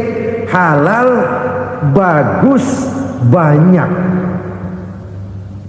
Halal, bagus, tapi sedikit, susah ngaturnya. Halal, banyak, tapi kurang bagus. Buat apaan? Bagus, banyak, tapi haram. Enggak ada artinya. Sebab kata Imamul Ghazali, kalau kau terlalu suka memakan makanan yang haram, dikunyah masuk ke dalam perut besar, digiling oleh perut besar, menghasilkan energi, menggerakkan sel-sel pembuluh saraf, kau juga akan cenderung berpikir yang haram. Kalau sudah cenderung berpikir yang haram, perbuatan pun akan mengarah kepada perbuatan-perbuatan yang haram. Dulu waktu kelompok Jimbaran 200 konglomerat Indonesia kumpul, dihimbau supaya sekian persen kasih pengusaha-pengusaha lemah. Itu kan cuma sekedar belas kasihan, tidak banyak menolong keadaan. Dan bukan itu yang diperlukan pengusaha-pengusaha kecil. Yang diperlukan adalah berikan kami kesempatan seperti mereka dapat kesempatan. Berikan kami peluang seperti mereka juga dikasih peluang. Kalau cuma dikasih 100 juta, 200 juta hari ini, usaha kami nggak ada prospeknya, peluang kagak ada, kan sama juga bohong. Diceburin ke kali, disuruh berenang, tangan diikat, mendingan mampusin ketahuan. Ayo berenang, berlomba, tangan diikat, kaki diikat, sama saja nyuruh mati. Jadi jangan kasih ikannya, kasih kailnya.